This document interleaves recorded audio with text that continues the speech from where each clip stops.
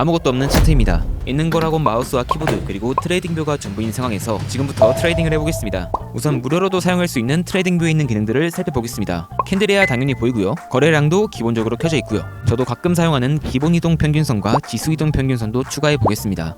여기까진 무료로도 사용할 수 있습니다. 그리고 볼린저 밴드도 가끔 쓸모가 있거든요. 근데 이건 아마 추가가 안 될 거예요. 네, 역시나 안 됩니다. 이게 무료 버전은 지표를 최대 2개까지 설정할 수 있어요. 대체 이걸로 뭘 할 수 있겠냐고 생각하시겠지만 지금부터 이걸로도 전문적인 트레이딩을 할 수 있다는 걸 보여드리겠습니다. 일반적인 사람들은 지표가 있어야만 트레이딩을 할 수 있다고 생각합니다. 근데 오늘 제 목표는 이런 환경에서도 트레이딩을 할 수 있다는 걸 보여드릴 거예요. 이거는 영상 보시면 차차 이해되실 거니까 처음부터 차근차근 가봅시다. 오늘은 총 5가지의 기술적 분석을 배울 겁니다. 뭔가 익숙한데? 라고 생각하실 수도 있어요. 네, 맞습니다. 저번 영상에서 다뤘었던 내용이에요. 분명히 말씀드리는데 컨텐츠를 짜기 귀찮아서 재탕하는 게 절대 아닙니다.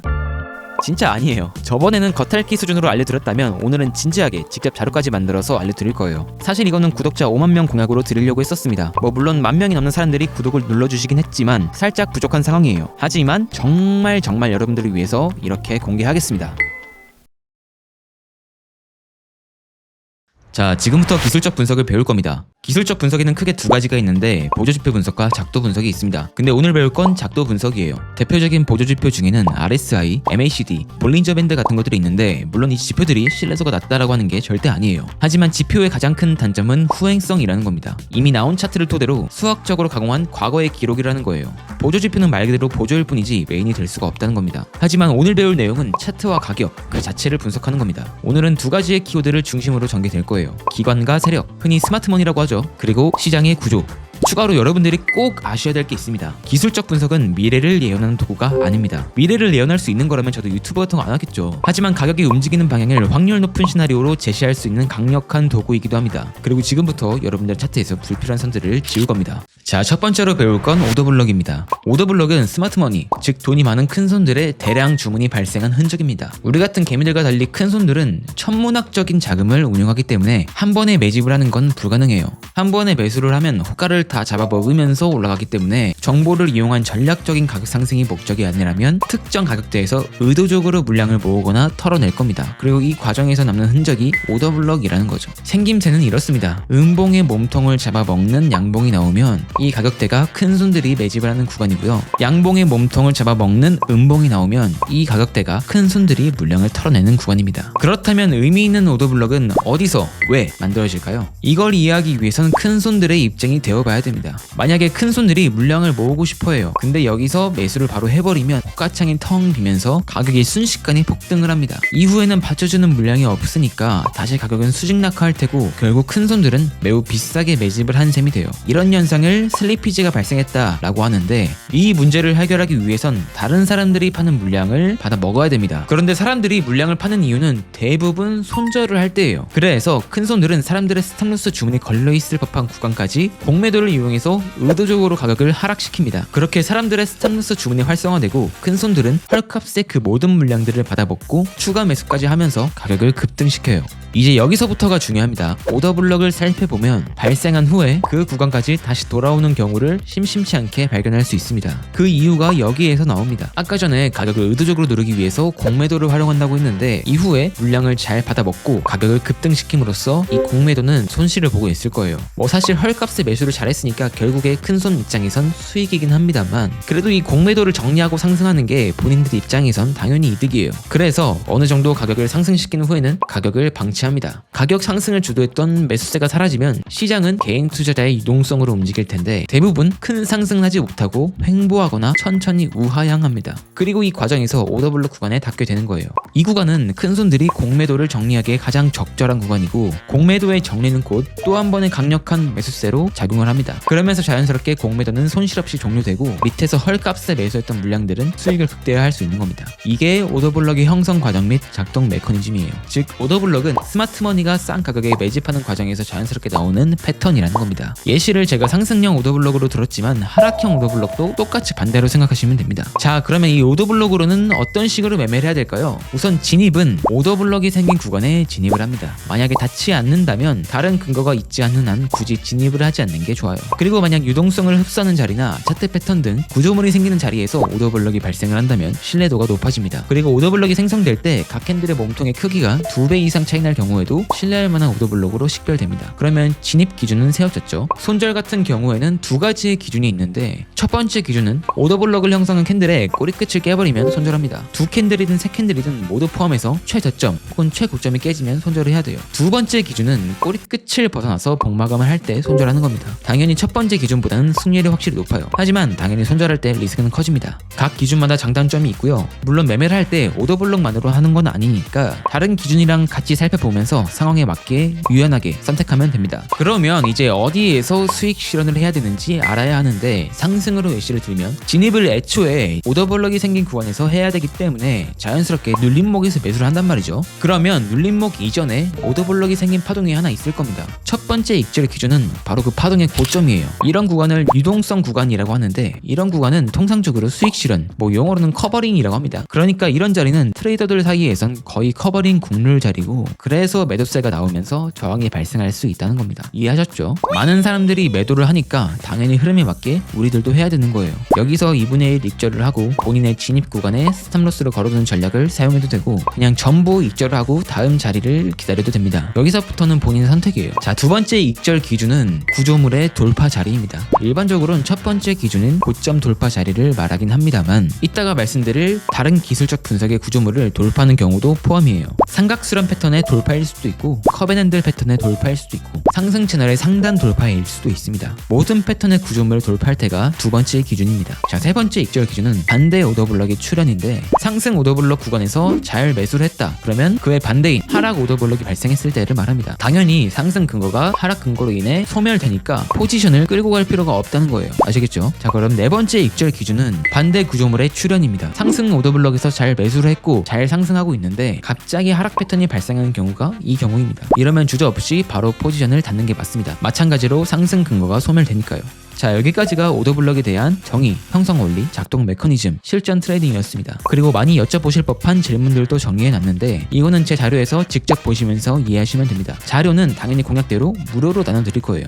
자, 지금부터 받는 방법을 알려드릴 건데 잘 들으셔야 됩니다. 우선 제 채널에 홈 탭으로 갑니다. 구독을 이미 누르신 분이라면 여기에 영상 하나가 나올 거예요. 만약 구독을 아직도 안 누르신 분들은 구독을 누르시고 새로 고침을 하시면 똑같이 영상 하나가 나올 겁니다. 클릭하고 고정 댓글에 가보시면 제가 자료를 정리해둔 사이트에 링크가 하나 나올 겁니다. 링크로 들어가서 제목 옆에 열기를 누르시면 제가 직접 작성한 기술적 분석에 대한 모든 자료가 교과서처럼 정리되어 있을 거예요. 즉, 이 자료를 보기 위해서는 돈 말고 구독만 누르면 된다는 겁니다. 솔직히 돈 받고 파는 사람들보다 낫다고 생각하시면 이 영상 좋아요도 한 번씩 부탁드릴게요. 자, 그럼 다들 자료도 받으셨겠다. 이제부터는 자료를 펴놓고 바로 두 번째 FBG로 넘어가 볼게요. FBG는 페어밸류 갭의 약자로 스마트머니가 정보 및 자금력을 이용해서 만들어낸 패턴입니다. 본인들이 원하는 가격으로 빠르게 이동시키기 위해 시장에 개입할 때 발생하는데요. 대부분 정보의 불균형을 이용해 이동시키는 경우가 많습니다. 천문학적인 자금으로 주문을 넣으면 매수 매도벽이 순식간에 녹아 없어지면서 가격이 순식간에 이동합니다. 이 과정에서 미처 체결되지 못한 주문들이 남게 되는데 이 주문들을 체결시키기 위해 어느 정도 가격을 이동시킨 뒤 시장을 방치하고 그렇게 시장은 다시 원래 가격으로 돌아갑니다. 그리고 주문들이 마저 체결되면 스마트머니는 다시 가격을 올리기 시작합니다. 이 과정에서 미처 탑승하지 못한 개인 투자자들은 포모가 발생하고 가격이 이미 이동한 후에 이성을 잃고 뒤늦게 진입을 합니다. 아이러니하게도 스마트머니의 개입이 멈출 때 개인 투자자의 거래가 가장 활발해지는데 어떤 거래를 하더라도 스마트머니보다는 불리하게 거래를 할 수밖에 없는 상황이 됩니다. 이게 FBG가 만들어지는 과정과 메커니즘입니다. 형태로는 여러 가지가 있는데 상승형 FBG는 이렇게 생겼습니다. 결국엔 연속된 3개 캔들 사이에 만들어진 빈 공간이 FBG라고 생각하시면 됩니다. 하락형 FBG도 마찬가지고요. 그럼 FBG를 활용한 트레이딩은 어떻게 할까요? 우선 오더블록과 똑같이 FBG가 생긴 구간에 진입하는 걸 원칙으로 하고 닿지 않았다면 진입하지 않는 걸 권장합니다. 마찬가지로 유동성을 흡수한 자리에서 발생하면 신뢰도가 크게 올라가고요. 오더블록이 출현한 이후 FBG가 연속해서 발생하는 경우 역시 신뢰도가 올라갑니다. 그리고 연속된 3개 캔들을 모두 크기가 비슷하다면 FBG로서의 역할을 못할 가능성이 높으니까 주의해야 됩니다. 손절 같은 경우는 오더블록과 비슷합니다. 첫 번째 손절 기준은 FBG를 형성한 연속된 3개 캔들의 꼬리끝을 벗어나면 바로 손절하는 겁니다. 두 번째 손절 기준은 FBG를 형성하면서 발생한 파동의 꼬리끝을 벗어나면 손절하는 겁니다. 첫 번째 기준보다는 승률이 높지만 역시 리스크도 큰 방법이에요. 세 번째 손절 기준은 위 두 기준에서 꼬리끝을 벗어나고 복마감을 할 때 하는 겁니다. 당연히 승률은 훨씬 높아지지만 리스크도 커진다는 부분은 꼭 인지하셔야 됩니다. 차트 상황이란 게 항상 똑같을 순 없으니까 각자 상황에 맞게 유연하게 잘 사용하시면 될 것 같습니다. 역시 FBG에 관해 댓글로 많이 여쭤보신 부분들은 자료 최하단에 Q&A로 남겨놨으니까 참고하시면 됩니다. 다음 다음은 추세선입니다. 오더블럭과 FBG가 명확한 타점을 찾는 도구였다면 트렌드라인은 시장의 방향을 잇는 가장 직관적인 도구입니다. 만들어지는 이유는 간단합니다. 추세가 이어지다 보면 사람들은 점점 가격에 익숙해지게 되고 이전에 비싸다고 생각했던 지점이 매수할 만하다 라고 생각하게 됩니다. 이런 과정들이 모이게 되면서 추세가 만들어지는 거예요. 추가로 전세계 수많은 트레이더들이 같은 트렌드라인을 보고 트레이딩을 합니다. 닿으면 매수하려는 트레이더들이 많기 때문에 그만큼 매수세가 나오는 거고, 그럼으로써 추세가 유지되는 거예요. 하지만 트렌드라인은 언젠간 필연적으로 깨지게 되어 있습니다. 아까도 말씀드렸듯 트렌드라인은 전세계 수많은 트레이더들이 보고 있습니다. 그래서 많은 유동성이 몰려있기도 합니다. 스마트머니는 이걸 이용하는 거예요. 스마트머니는 트렌드라인 초기에는 오히려 이 형성에 도움을 줍니다. 개미들을 유인하는 거죠. 양식장에 먹이를 주는 것과 같은 원리입니다. 먹이를 주면서 살을 찌우다가 충분하다고 판단되면 트렌드라인을 무참 있게 부숩니다. 여러분들도 많이 보셨을 거예요. 트렌드라인 아래에는 수많은 스탠로스가 모여있기 때문에 순식간에 매도 물량이 쏟아지고 그 물량으로 인해서 가격이 하락합니다. 그리고 그 하락하는 과정에서 스마트머니는 천천히 싼 가격에 매집을 합니다. 이런 원리로 움직이기 때문에 트렌드라인은 결국에는 깨지게 설계되어 있습니다. 하지만 우리 같은 개인 투자자도 이걸 이용할 수 있습니다. 두 가지의 트레이딩 전략이 있는데, 하나는 추세 추종 매매, 다른 또 하나는 추세 반전 매매입니다. 추세 추종은 말 그대로 트렌드를 그대로 따라간다는 거예요. 상승 트렌드라면 라인을 터치할 때 진입하는 겁니다. 하지만 터치한다고 해서 무작정 진입하는 것보단 하이프레임에서 반전 캔들이나 패턴을 보고 들어가는 게 안전합니다. 손절은 진입 기준이었던 반전 캔들이나 패턴이 깨질 때 하면 됩니다. 이 경우 대부분 트렌드라인 아래일 거예요. 추세가 깨졌으니까 손절하는 게 당연합니다. 익절은 역시 직전 고점, 즉 유동성 흡수 자리나 구조물 돌파를 기준으로 하면 됩니다. 반대로 추세 반전 매매는 트렌드라인이 깨졌을 때 진입하는 매매입니다. 트렌드라인이 깨진 후 이 라인에 가격이 다시 붙을 때, 즉 리테스트를 할 때 역추세로 진입하는 겁니다. 지지를 받았던 구조물이 뚫리면 저항으로 바뀌게 되는 원리를 이용하는 겁니다. 손절은 돌파를 만든 파동의 시작점이나 직전 고점 혹은 저점에 하는 게 첫 번째 방법이고, 돌파됐던 트렌드 라인을 다시 역으로 돌파할 때 손절하는 게 두 번째 방법입니다. 익절은 역시 유동성을 흡수하는 자리나 역추세 패턴이 발생하면 합니다. 하지만 트렌드 라인은 사실 메인으로 사용하기보단 서브로 사용하는 게 보편적이고요. 트렌드 라인은 이후 5강에 나올 페이크아웃과 트랩을 섞어서 사용하는 게 훨씬 좋습니다. 하지만 결국 페이크아웃과 트랩을 온전히 이해하기 위해선 트렌드 라인 또한 온전히 이해하고 있어야 되니까 꼭 전부 이해하고 넘어가시길 바랄게요. 그럼 이어서 4강 채널링으로 가보시죠.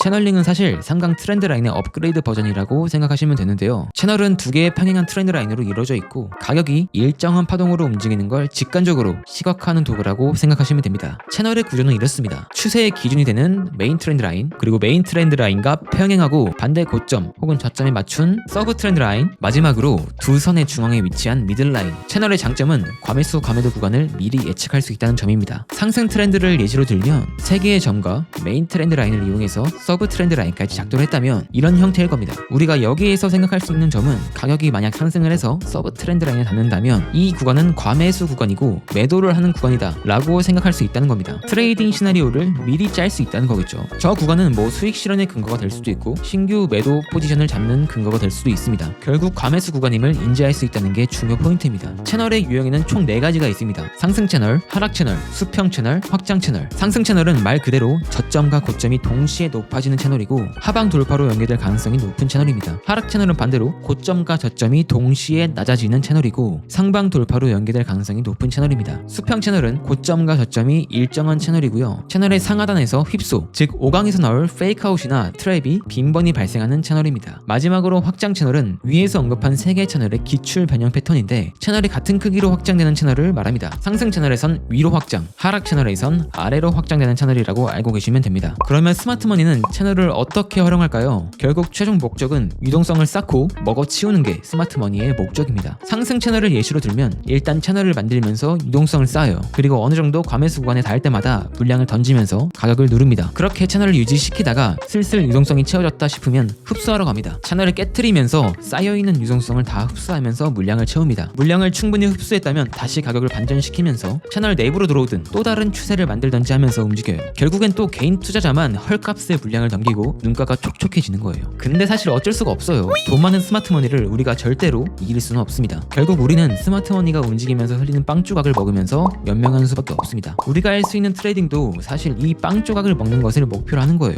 자, 그래서 이 채널로 어떻게 매매를 하느냐? 채널을 활용한 매매는 크게 3가지로 나뉩니다. 역추세 매매, 추세 매매, 그리고 돌파 매매. 역추세 매매는 채널이 생성된 후 과매수 혹은 과매도 구간에서 역추세로 진입하는 것을 말합니다. 하락 채널을 예시로 들면 채널 채널은 결국 3개의 포인트가 있어야만 생성될 수가 있고 우리가 들어갈 타점은 4포인트 구간이에요. 이 구간은 과매도 구간이니까 매수로 진입을 하는 겁니다. 이때 역시 하이프레임에서 반전 구조물을 보고 들어가는 게 좋고요. 만약에 채널을 그대로 돌파한다면 복마감을 체크하고 이탈 마감이 됐다면 바로 손절하는 게 좋습니다. 하지만 만약 그대로 반등에 성공했다면 채널의 반대편, 즉 메인 트렌드 라인에 닿을 때가 첫 번째 익절 포인트예요. 풀 익절을 해도 되고 부분 익절을 해도 됩니다. 만약 부분 익절을 했다면 평단에 스탑로스를 걸어두고 채널 이탈까지 지켜보다가 유동성을 먹는 자리나 패턴 구조물을 보고 익절 처리하면 됩니다. 추세 매매 같은 경우는 채널을 이탈하고 하는 매매인데요. 아까 말씀드렸듯 지지는 뚫리면 저항이 되고 저항이 뚫리면 지지가 됩니다. 하락 채널을 예시로 들면 저항대였던 채널의 상단을 뚫는다면 그 구간은 지지 구간으로 바뀝니다. 그래서 그 구간의 가격에 리테스트 한다면 진입하면 됩니다. 하지만 리테스트가 실패하고 채널로 다시 들어온다면 복마감을 할 때 손절하면 되고요. 익절은 계속 말씀드렸듯 유동성을 흡수한 자리나 반전 구조물을 보고 하면 됩니다. 그리고 채널을 이탈했다가 재진입한 케이스도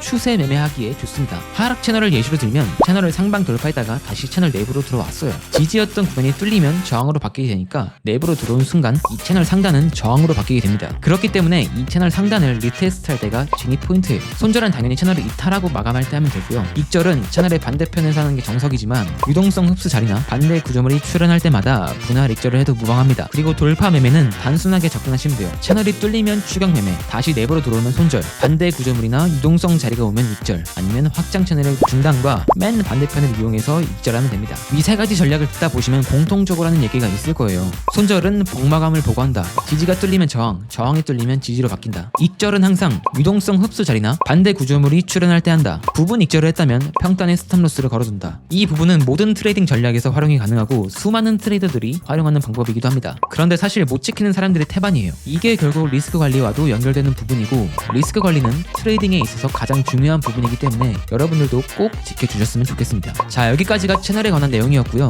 이제부터가 사실 메인 주제입니다. 앞선 1에서 4강이 정석을 배우는 과정이었다면 5강은 그 정석을 스마트머니가 어떻게 부수고 이용하는가에 대한 내용입니다.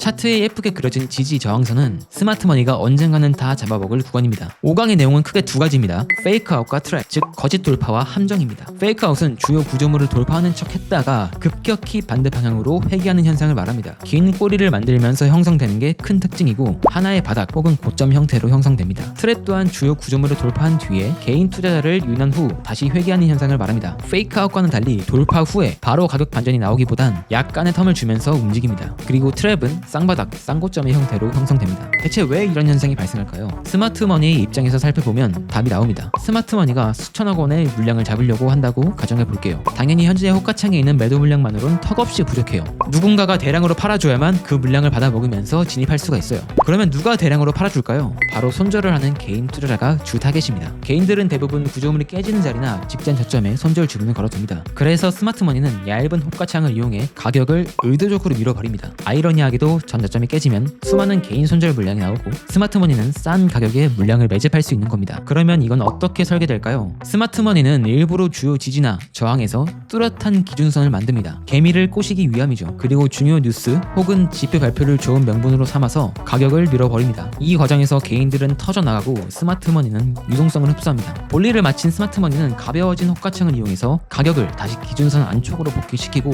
올라간 가격을 보고 개미들은 뒤늦게 따라 붙습니다. 그러면서 상승의 가속도가 붙는 원리예요. 대표적인 출현 위치는 중요 매물대, 예를 들면 고점과 저점이 모여있는 구간이라고 보시면 되고요. 패턴 구조물에서도 자주 나오는데 삼각수렴이나 쐐기형 패턴, 그리고 3, 4강에서 배운 트렌드 라인이나 채널에서도 빈번히 출현합니다. 그리고 보조지표에서도 나오는데 대표적으로는 20일 이동평균선 혹은 200일 이동평균선에서 자주 볼 수 있습니다. 자, 그럼 원리도 알았고 출현 위치도 알았으니까 이제 이걸 이용해서 트레이딩을 해야겠죠. 트레이딩 전략은 크게 두 가지입니다. 하나는 확인 매매, 다른 또 하나는 예측 분할 매매. 확인 매매는 말 그대로 페이크아웃이나 트랩이 완전히 컨펌되고 나서 진입하는 매매입니다. 가격의 기준선을 이탈했다가 다시 복귀하는 것을 확인하고 진입하는 원리고, 복귀할 때 복마감을 체크하고 들어가거나 리테스트를 할 때 진입하는 게 정석적인 방법이에요. 손절은 페이크아웃이나 트랩이 만들어지면서 찍었던 최저점 혹은 최고점에 설정해 줍니다. 익절은 역시 반대 구조물이 나올 때, 이때가 익절 포인트입니다. 저 같은 경우는 대부분 분할 익절로 트레이딩을 합니다. 첫 번째 분할 익절이 됐다면 평단에 스탑로스를 걸어두고 손실 없는 매매로 이어갑니다. 예측 분할 매매 같은 경우는 우선 하지만 주의사항이 있습니다. 떨어지는 칼날을 잡는 하이리스크 하이리턴 전략이기 때문에 소액으로 운영하는 게 좋고 손절을 주저하면 큰 손실로 이어질 수 있습니다. 그래서 이제 막 시작한 초보자보단 어느 정도 훈련이 된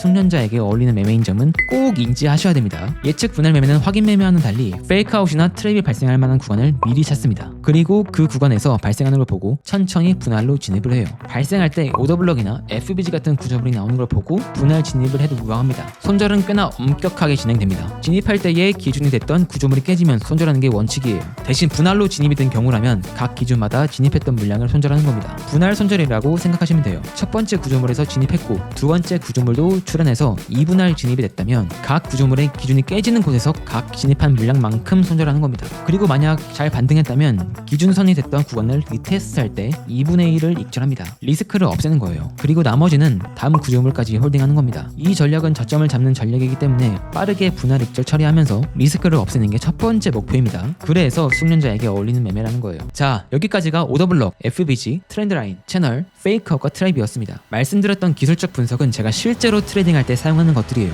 오늘 보여드린 예시가 전부는 아닙니다. 차트에는 정말 수많은 유형들이 있고 각 상황마다 순간적인 대응 능력이 있어야 하는 것도 사실이에요. 기술적 분석이 무조건 아닙니다. 트레이딩은 결국 리스크를 어떻게 잘 줄이느냐가 영순이에요. 기술적 분석은 그 리스크를 줄여주기 위한 도구일 뿐이라고 생각하시면 돼요. 각 파트마다 이걸 이용해서 트레이딩을 어떻게 해야 하는지 알려드렸었는데 그 과정에 리스크 관리 과정도 전부 다 녹아 있습니다. 이걸 이용해서 명확한 진입, 손절, 익절 기준을 세우고 트레이딩 하셨으면 좋겠습니다. 그리고 여러분들께 하나 부탁드리고 싶은 건 구독을 누르고 자료를 받으셨다면 자료에 대한 솔직한 후기도 이 영상 댓글에 한 번씩 달아주시면 감사드리겠습니다. 여기까지 스킵하지 않고 보신 분들은 성공할 자격이 있으신 분들입니다. 여러분들의 성공적인 투자를 응원합니다.